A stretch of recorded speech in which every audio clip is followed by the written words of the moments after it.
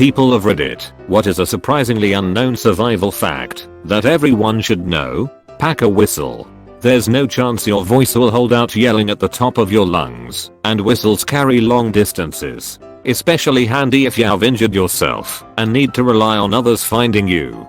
SOS in Morse code is: so 3 short blasts, 3 longer ones, 3 short, pause, and repeat.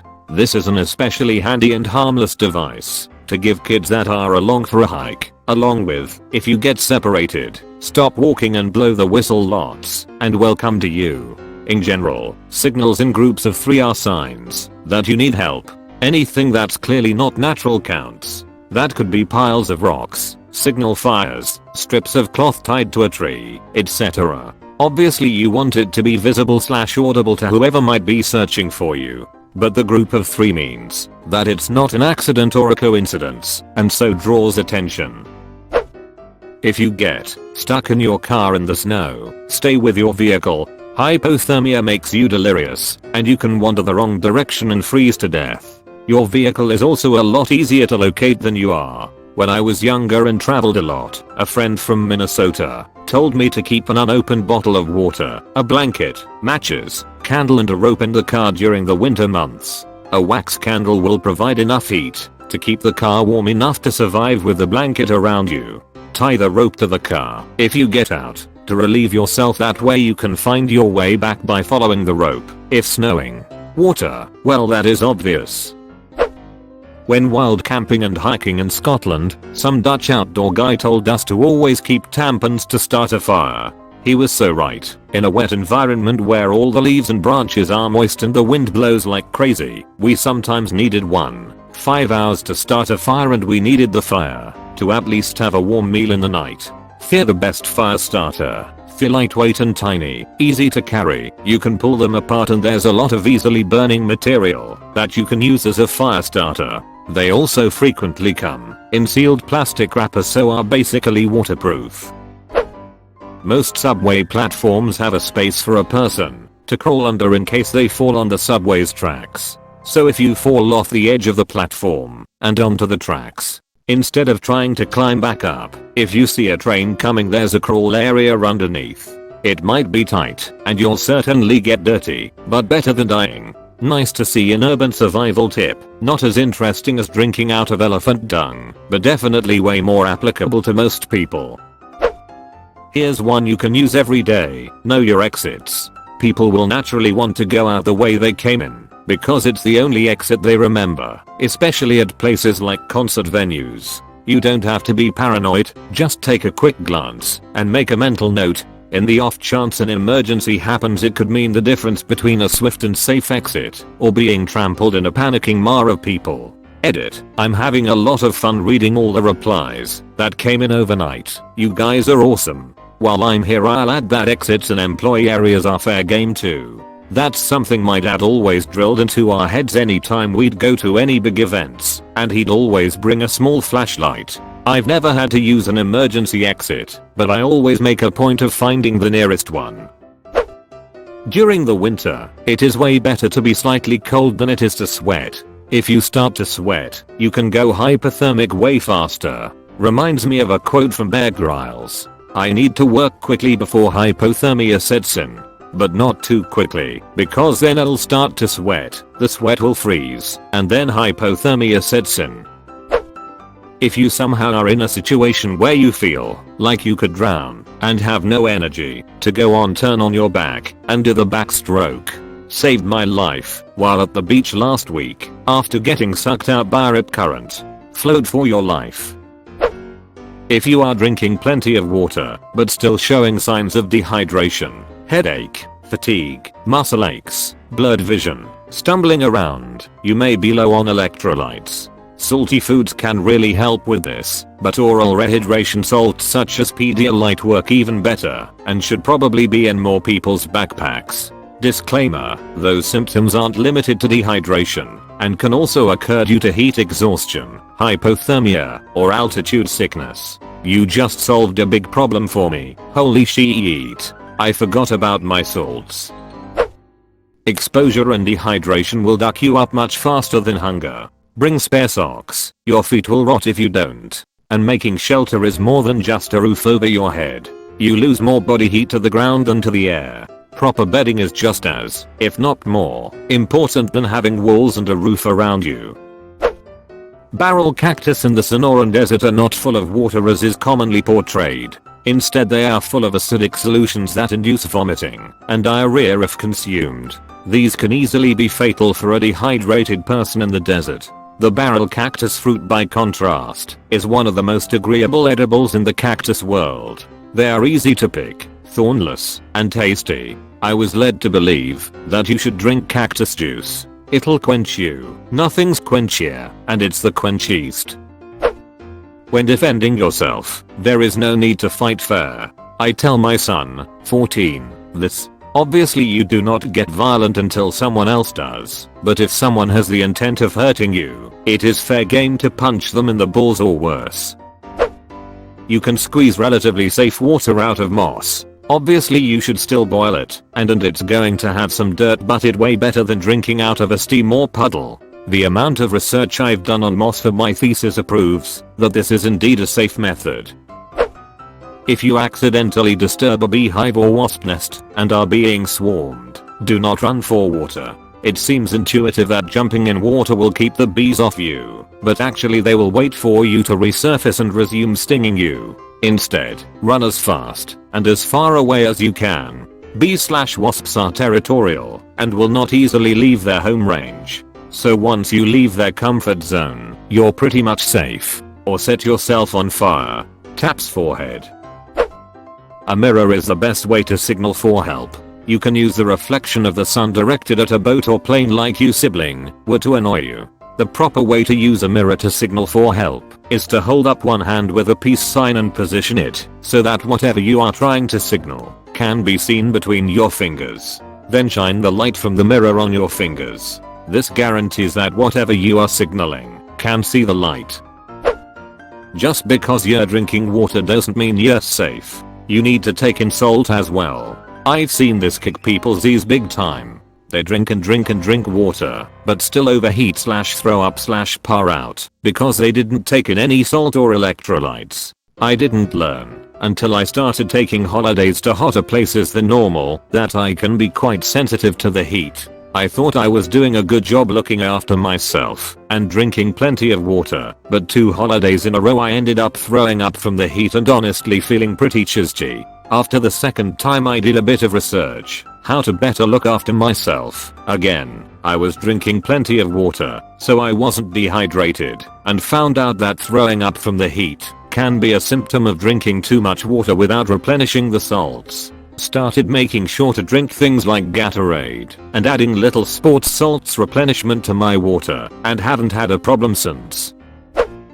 If you are lost in the wilderness, if you have shelter and a source of water, and if you have reason to believe people will be looking for you, you are usually better to stay put than to try to find your way out. Wandering around lost, you expend a lot of energy. You could easily get into a far worse situation, and anyone looking for you will likely start at your last known or expected location, which, if you are lost, you might be wandering farther from. This is not always the case. It depends on if you are injured or not, and the nature of the injuries, on your relative safety, where you are at, how far you are relative to your expected or last known location, how visible you are, and a number of other situational factors. It is often worth a low risk climb to a better vantage point if possible.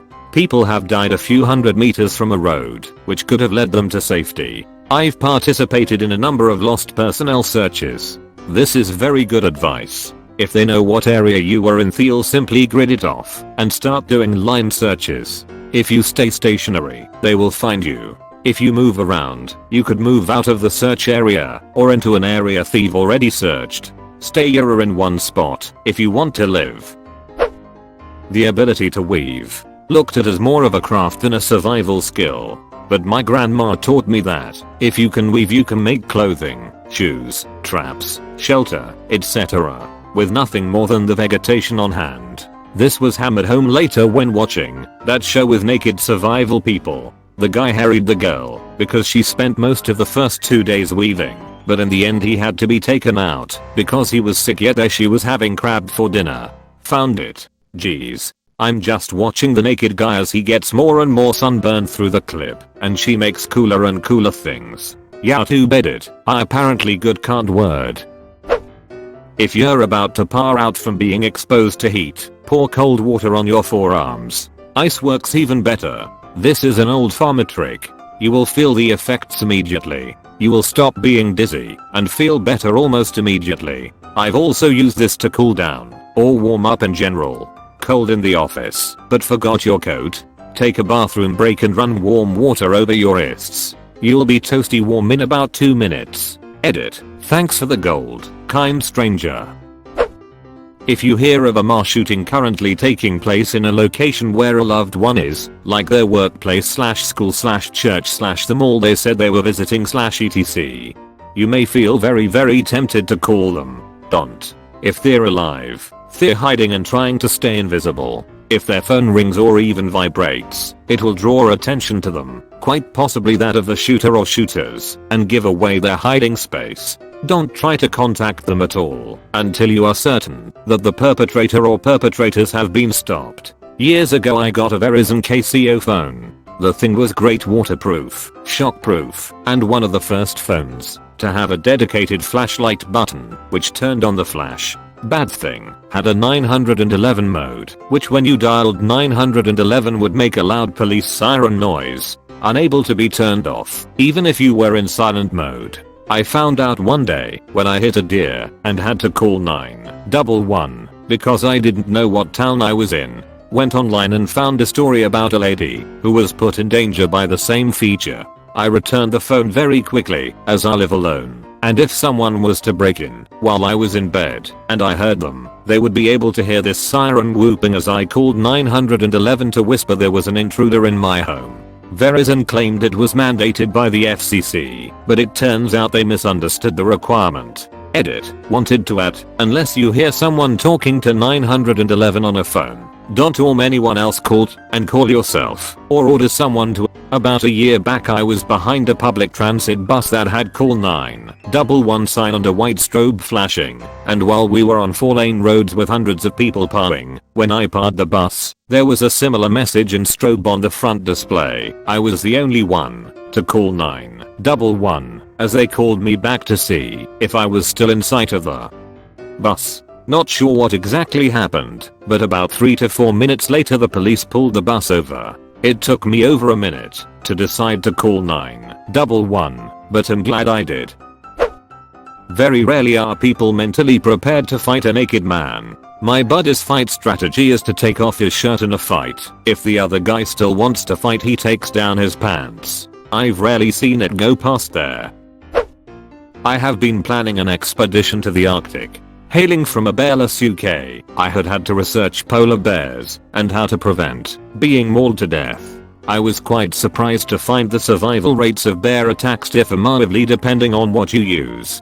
Guns have the lowest human survival rate, 50% from memory. Bear spray does okay if temperature allows, 60-70%. However, the most effective way to scare off a bear is using a flare gun, 90%. Apparently bears find screaming balls of fire hurtling towards them quite discouraging. Edit. Due to the amount of gun people commenting on the best type of gun to use or not understanding why the gun odds are so unlikely, let me elaborate so I can stop repeating myself in the comments. Polar bears are larger than grizzlies. They are walking walls of muscles and claw. They are built for Arctic stealth and are fast as hell. Not only that, but they are highly intelligent. Chances are, you are now the second most intelligent being in this showdown. By the time you notice the polar bear you have only a few seconds to react. The Arctic can reach temperatures well below -50 C. It's cold. Your movements are already slow and reactions are sluggish. Once you've noticed the bear, you need to take your gloves off, get your gun off your pack, aim, and shoot. Make sure you don't wince from touching the incredibly cold gun with your now bare, pun intended, hands. All the while your adrenaline is skyrocketing because OMG that bear is really close and freaking huge. Polar bears are also used to pain. They often fight to win a mate, usually to the death. Anything other than a kill shot will only piss it off. Not to mention, those few precious seconds only count on a good day. You'll probably have to face high winds and heavy snowfall. This will reduce your visibility, and therefore the bear will be even closer before you notice it, and now you have to take wind into consideration while aiming. So if you think you have the composure to do all that, then sure, bring a gun. I'll stick with a screaming fireball of discouragement. I've been to talks given by researchers who went there and told us guns were mandatory. If those stats are true, then I wonder, why not flares or spray? Dryer lint is super effective for starting fires. Also why you should clean the ducking lint trap. Posted this on Reddit before. Posting it again, BC, it's important. Contrary to popular belief, if an alligator is chasing you, you should not run in zigzag. Do one zig, and then run straight. The alligator is not going to try to follow the zigzag, it will just run for you straight, and you'll be slower. Do one zig, so that the alligator will have to do one zig if it wants to get you, and then just run in a straight line like your ear is on fire. Edit. Do not provoke an alligator or crocodile. This is meant for people that somehow accidentally provoke them. I am not an expert. I was told this by a guy that worked with handling alligators. If you leave an alligator alone, they will leave you alone. Was told that crocs were more aggressive. Just stay the duck away from both types of animals. Thanks for the award. See, it's my first one. Imagine you look from the alligator's path. If you zigzag, alligators probably will like, yep, this is natural selection at its finest. The majority of animals are scared of explosive noises, so the bang snap toy can save your life. Edit. Wow guys, thanks for my most upvoted comment yet. Edit 2. First award 2. Thanks. If chased by a bear, do the bend and snap. Got it. If you're trapped in an extremely cold environment, a rudimentary igloo will keep you relatively warm. If you're smart about it, they keep heat in fairly well. However, always be sure to mark where you are with something that won't get covered in snow, so if rescue comes they don't miss you in the snow. You don't need to actually build an igloo, that's a lot of work. In Norway we learn that if you get caught out in a blizzard, dig a cave in the snow and seal it with a few blocks of snow as best you can. Edit. Many have pointed out that you need to keep a couple of holes open for air. The easiest way to do it is leaving your ski poles sticking through the wall and jiggle them a little now and then. If you are stabbed with something and that object is still stuck in you, don't ducking pull it out. EMT trainee here. In a different program now due to COVID-19 circumstances, but in my old program one of the instructors told us of an EMT who had just started and was being observed by a paramedic on a stabbing call. The patient had been stabbed in the chest with the knife still there, and the first thing the trainee did was pull the damn thing out. Paramedic yells at him, and then he sticks the knife back in.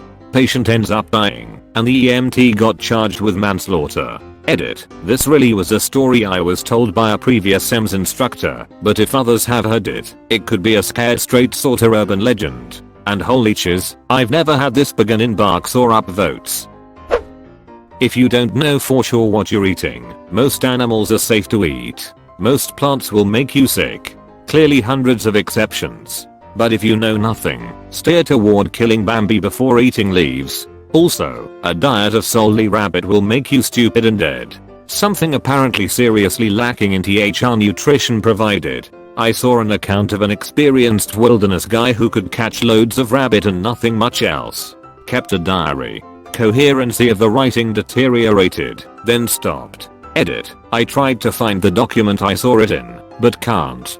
From memory it was a somewhat old 1940s or 1960s survival manual that someone had scanned. It didn't have a copy of the diary referred to, but it felt like the author had known the particular person he was talking about. I found a reference to Into the Wild which sounds similar, but I don't think that's it. It must have been 10 years ago that I read it, so take the detail with a grain of salt. Rabbits are too lean. They have no fat, and if you eat only rabbit, you will get diarrhea within a week, and keep getting sicker after that. Also known as protein poisoning.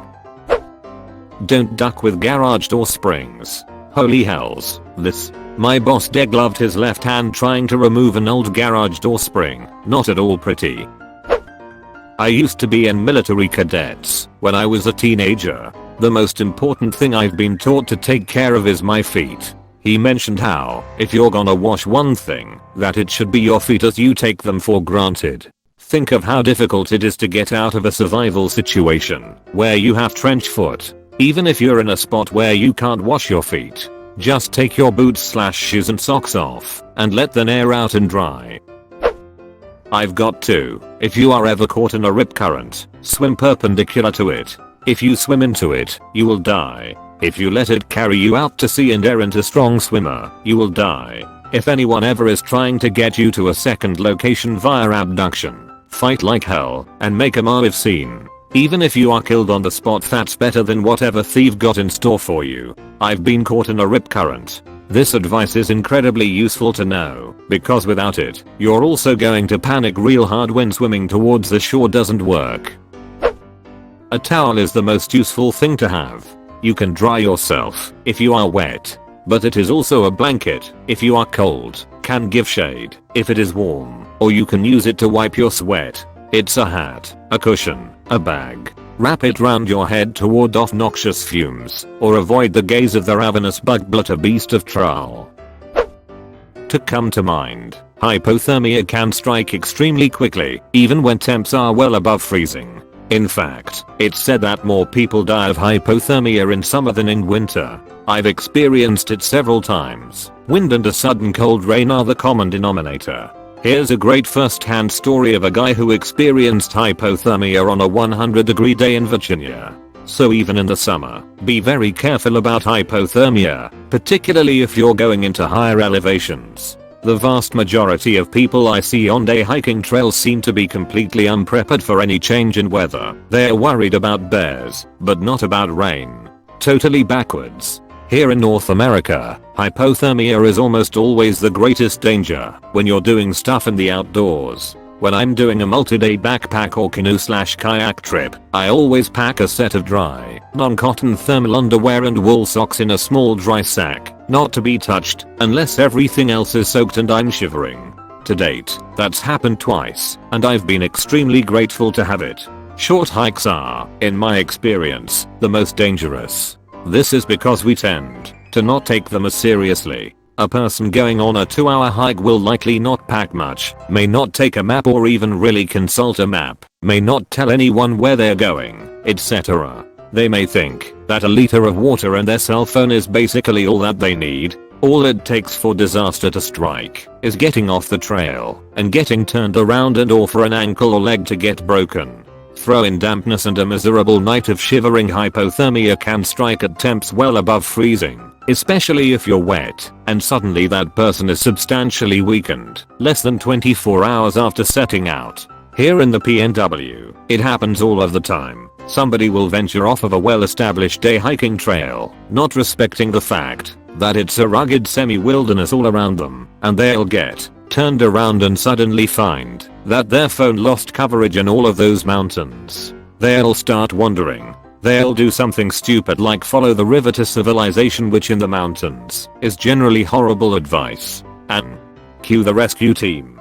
I'd consider myself a veteran hiker/backpacker, but I once got turned around on a crazy simple day hike. Ended up not getting back to my car until well after dark. After that experience, I made a simple survival kit in an all-gene bottle, essentially the bare minimum that I'd need to reliably survive a few days on my own, and I always throw it in my backpack on even the shortest trails. Edit: the emergency bottle has a 2-person miler emergency sleeping bag, small locking knife, small multi-tool, small flashlight, compare, flagging tape, which is perhaps the most important thing in the whole kit, polysporin, meds, Tylenol, aspirin, Benadryl, Imodium, iodine drops for water, a couple lighters, a triangle bandage, brown athletic wrap, zip ties for repairing busted connection/securing things, a garbage bag, some beef jerky, some energy gel packs, and right on top I keep one of those chemical hand warmer things in case I'm so cold that I have to warm up my fingers to get them to be able to hold things. On the outside, I've got a bunch of duct tape wrapped around the bottle, which can be torn off and used as necessary. I've done this many times over the years, and I've also got about 40 feet of paracord looped around a climbing carabiner that attaches to the lid's loop. In all, it weighs something like 750 grams, if I recall correctly. Less than if it were filled with water. Edit. And it also has a whistle. I have seen the local mountain rescue team go to pick a group off a mountain here in Scotland, where they started off one guy having sunstroke, and by the time they'd located the party to walk them off the hill, 2 more of them had hypothermia. All this in the hottest August on record. You can remove the top of most car seats to break the windows of your car in case you can't open the doors. Especially useful if you drive into a lake or something like that. Edit. Not all cars can get this done. Not all are removable or sturdy enough for this, but it's an option of last resort. Just get a window hammer. They're dirt cheap and often come as part of a tool you wanted anyways. In my case, it's also a seatbelt cutter, pocket knife, and magnesium strip. Edit. To those asking, magnesium strips are fire starters. Strike them with steel to get sparks.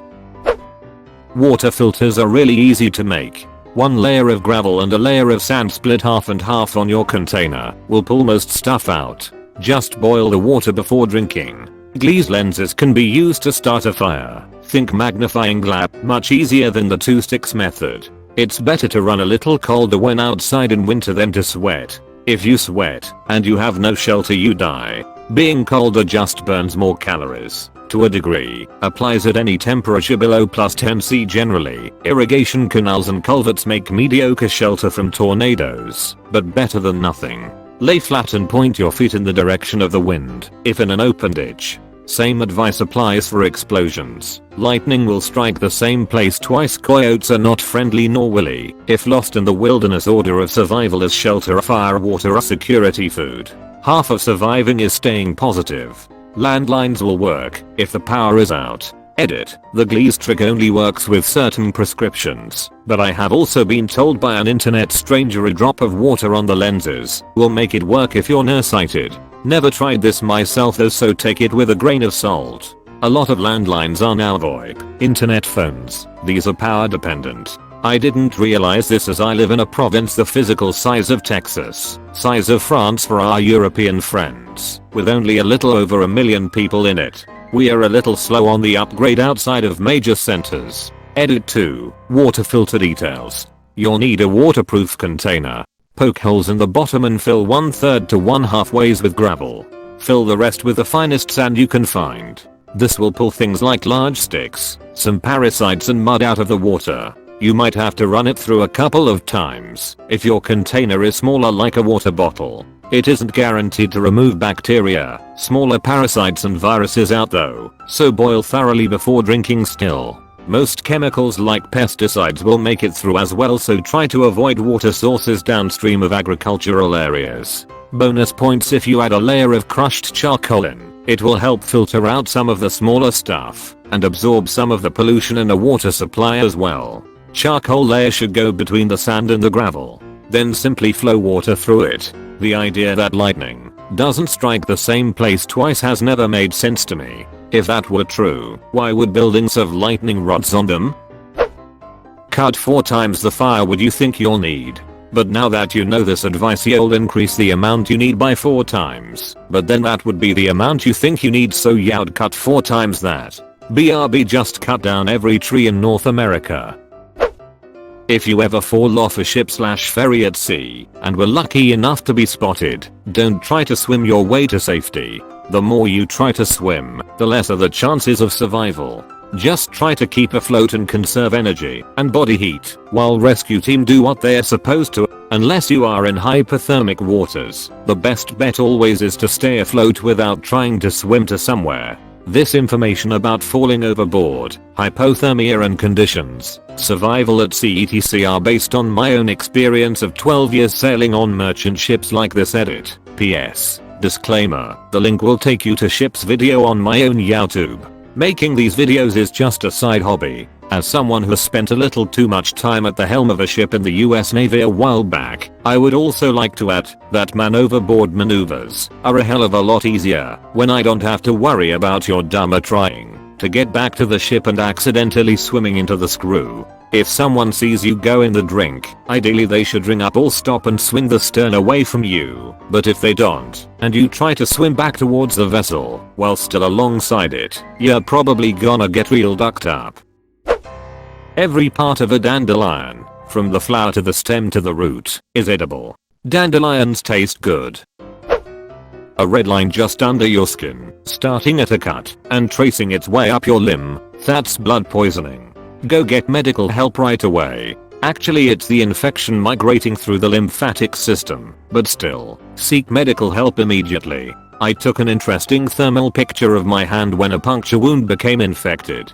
The wound and a trail up my arm were measurably warmer than the surrounding flesh. Ed, apologies to everyone who wants to see the pic now. It's not available. I will say that less than an hour after my first dose of antibiotics, the temperature difference was barely noticeable. Not a survival tip, but if you see dead elephants and whales, stay away from them. They can explode like a ticking time bomb. Or, in Oregon, we may just be planning to blow up the whale with dynamite. When a polar bear is chasing you, throw something behind you, because it will inspect it for a while. While polar bears may inspect something you cast off, this survival fact will not help you in the slightest. Maybe if you think a polar bear is stalking you, cast off old clothing to slow it down, giving you a chance to escape. They are huge and fast as duck. If they are chasing you, you are already dead. Their paws are massive, so in their domain, they will run you down with no issue. If you found one in your domain, they will run you down with no issue. Source: my company does work on radar stations in the NWT/Nunavut. Any outdoors work we do is budgeted with a wildlife monitor, which means someone with a shotgun who is constantly on the lookout for polar bears. If they see one, work stops and everyone goes inside. If, for some reason, a bear gets too close, their gun has a rubber slug, and then lead ones. If you're walking and suspect someone is following you, pretend like you're calling someone on the phone asking them their whereabouts. Then face a direction your follower can see, like the corner of a building, and raise your hand and start waving it, saying, "Yes, I see you. I'm over here." Your follower will think you're meeting someone hot around the corner and will go the other way. If you are in the car, to confirm someone is following you, take 4 right turns, and if they are following you around the block, call for help or drive to a busy location/police station. If you have a watch with hands and dial, not digital display, you can use it as a compare. Hold the watch flat and point the hour hand at the sun. Halfway between the hour hand and 12 o'clock points south. You use the shorter gap to 12. So if the hour hand is a 4, 2 would be south. If the hour hand is at 8, 10 would be south. There's a few problems such as nighttime and when the sun is directly overhead, but it helps in a pinch. Put stick in ground. Trace shadow. Wait a while. Trace new shadow. You now know which way is west. You can get hypothermia in any water that's below your body temperature, which is pretty much any body of water. Hey, screw you man, I'm bringing my hot tub swimming with me. Street smarts. Only go hiking with people slower than you in case you get chased by a bear. If you're the slowest person in the group, carry a 9mm. One shot to your friend's knee and you're no longer the slowest.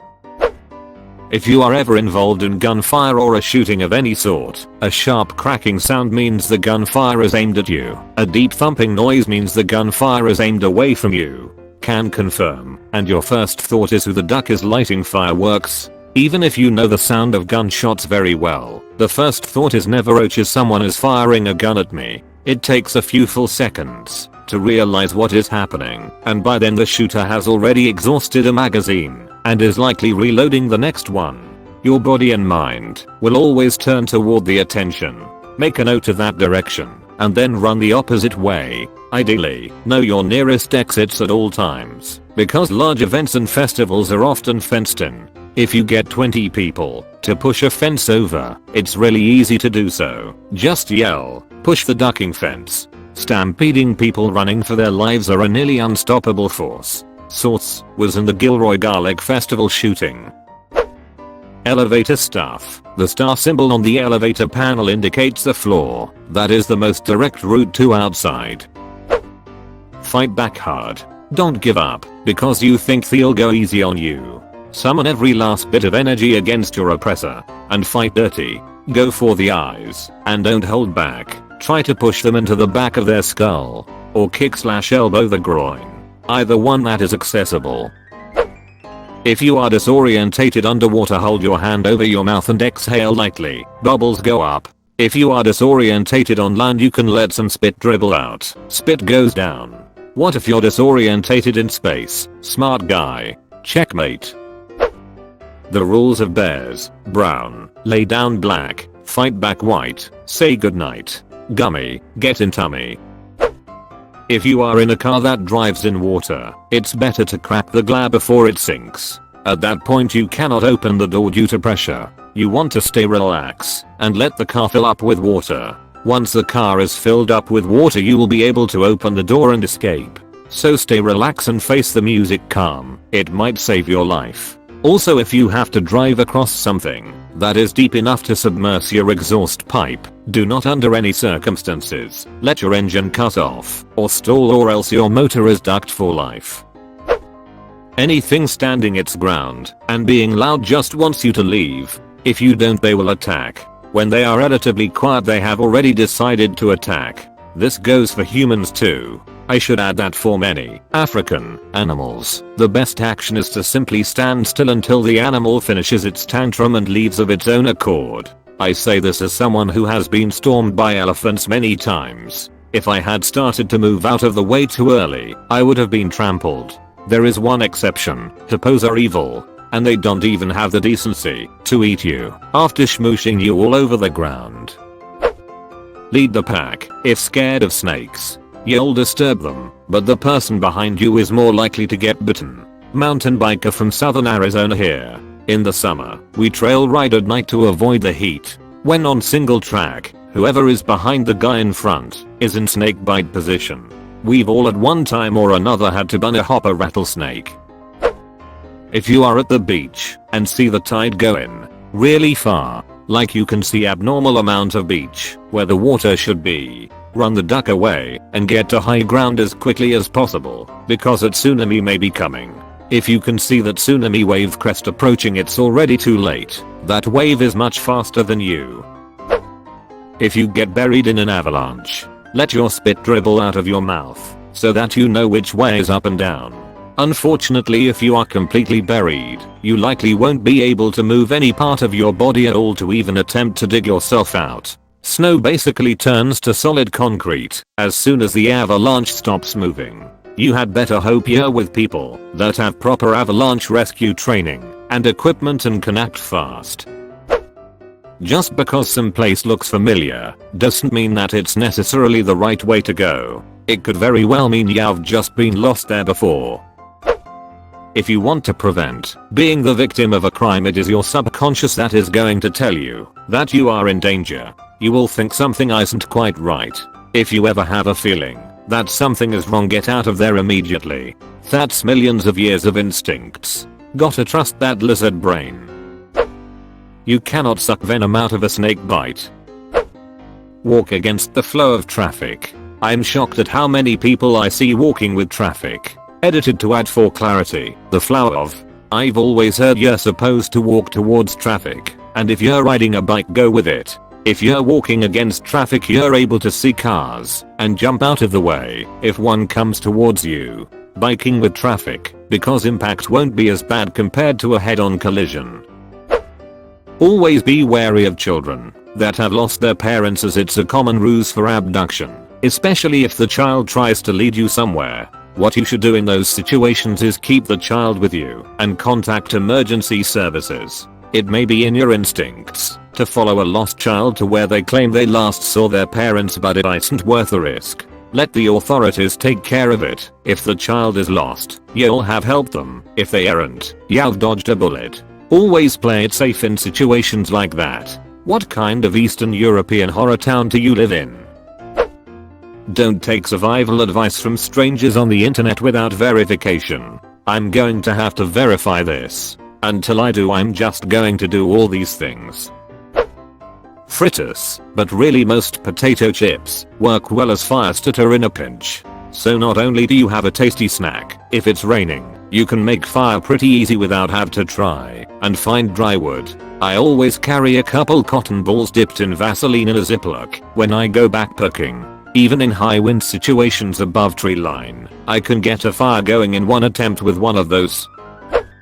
Not all heart problems come with clear warning signs. There is not always an alarming chest clutch followed by a fall to the floor, like you see in movies. Some heart symptoms don't even happen in your chest, and it's not always easy to tell what's going on. Nausea, indigestion, heartburn, stomach pain, shortness of breath, throat, or jaw pain can also be signs of a heart attack.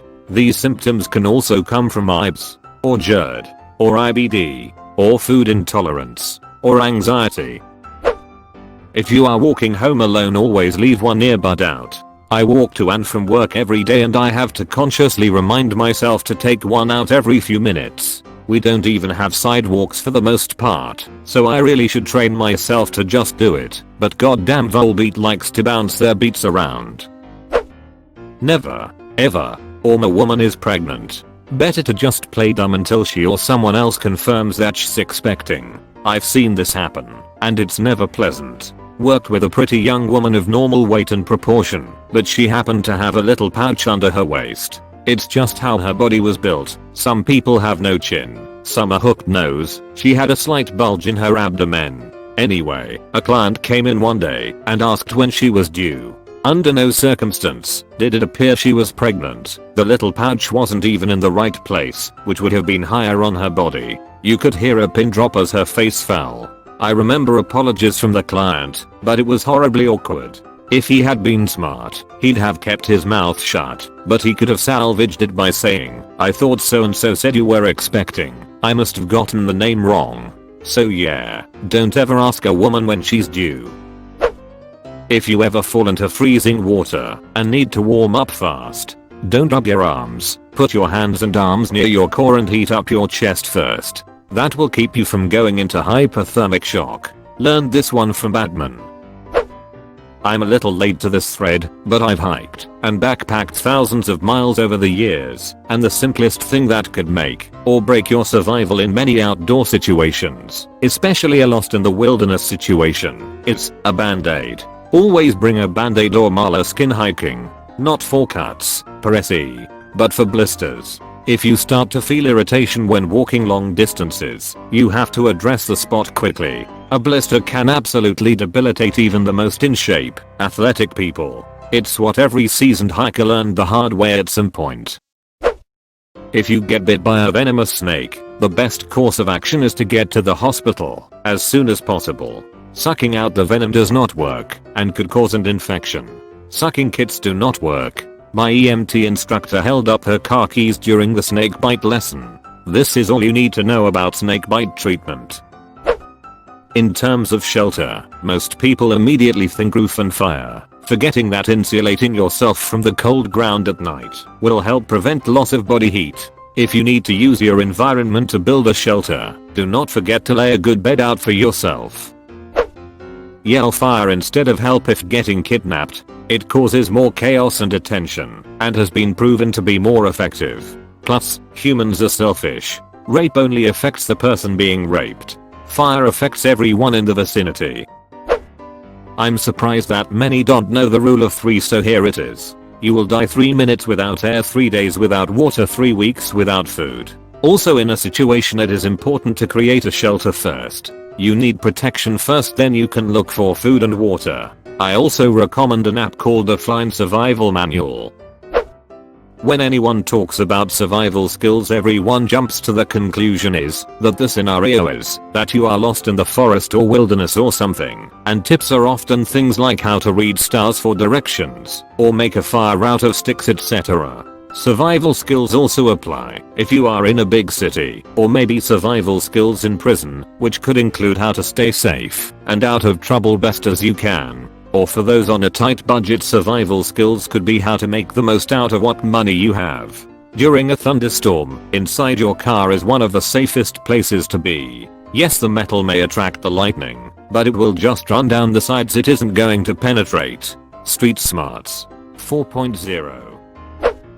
Your car is in general much easier to locate than you are, so unless you're absolutely certain that you can get to a safe place, it's better to stay close to your car for any searching party. Of course, if it's stranded in the middle of a road and any incoming car will hit it, you probably shouldn't stay in your car, and in the desert it's better to be in the shadow of the car than inside where you will get cooked alive, but the general principle still remains. Never get involved in a land war in Asia. Good one, but only slightly less well known is this: never go against a Sicilian when death is on the line.